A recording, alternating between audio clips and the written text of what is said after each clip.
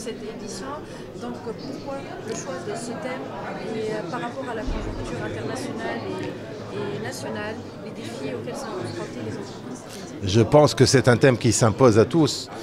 Quand on voit tout ce qui se passe, la vitesse à laquelle les choses se passent, les changements sur le plan international, même sur le plan national, avec une nouvelle orientation économique qui va se traduire avec un changement quasi intégral de l'arsenal législatif tunisien dans tous les domaines économiques, que ce soit par exemple le code de change, le code du travail.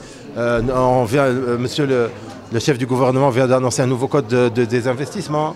Le code de commerce, évidemment, avec la nouvelle réglementation sur les chèques. Donc tout ça, c'est un nouvel environnement qui s'installe. Et nous, notre rôle à l'IACE, c'est de positiver, de trouver les opportunités pour que les entreprises puissent travailler sur leur compétitivité dans ce nouveau contexte, pour évidemment l'intérêt national. Ça, c'est pour l'aspect local. Après, sur l'international, on voit que les choses bougent très vite. Il n'y a pas que la géopolitique, il y a la technologie. Quand on parle d'intelligence artificielle, la décarbonisation qui s'impose à nous. Donc, vous avez vu dans le programme, tout ça est dans le programme et nous comptons évidemment aborder tous les sujets importants, tous ensemble, avec des échanges positifs et constructifs. Par rapport, monsieur le chef du gouvernement a évoqué que les crises peuvent être une opportunité en Tunisie, notamment la redéfinition des chaînes d'approvisionnement et des chaînes de valeur. Est-ce que les entreprises tunisiennes sont capables aujourd'hui de transformer ces crises successives en opportunités? Oui, elles en sont capables. Évidemment, elles ont besoin d'être soutenues.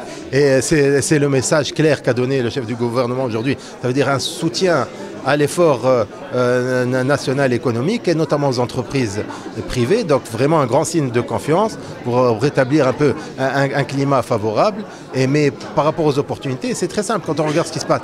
Certains pays, malheureusement, qui sont proches de certains conflits, n'attirent plus les investisseurs. Donc c'est à nous de se mettre évidemment en avant parce qu'il y a moins d'investissements dans des pays comme la Roumanie ou la Pologne, etc.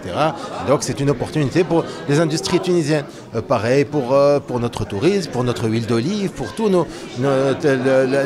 l'avantage de l'économie tunisienne, c'est qu'elle est diversifiée et qu'elle peut faire face. Elle a montré beaucoup de résilience. L'entreprise tunisienne a montré beaucoup de résilience. À nous maintenant de passer de l'étape défensive à l'étape offensive. On va commencer à repartir à la conquête, chercher la croissance, les investissements et avoir un esprit positif et constructif.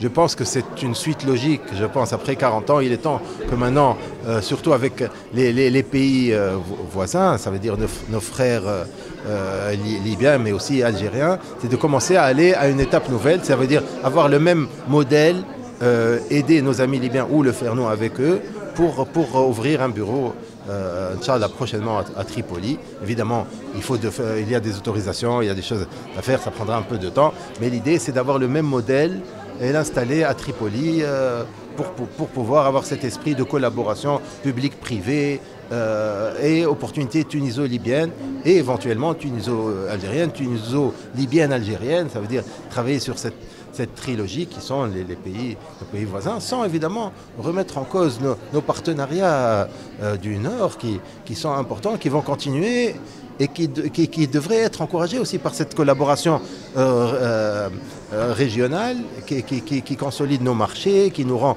unis, plus forts, plus intéressants pour être de bons partenaires, notamment par exemple avec l'Union européenne. Et qu'en est-il de l'Afrique? Est-ce que vous envisagez faire des partenariats avec les pays africains ou bien la Libye, ça sera la porte de l'Afrique? Encore une fois, l'IACE, nous ne sommes ni le gouvernement, ni des représentants des entreprises tunisiennes. Nous sommes un think tank. Donc en tant que think tank, évidemment, on travaille avec tout le monde, on travaille sur tous les sujets. Ouvrir un bureau, c'est pas une chose facile. Nous sommes une association avec des moyens limités. Donc on commence par la Libye, après on verra.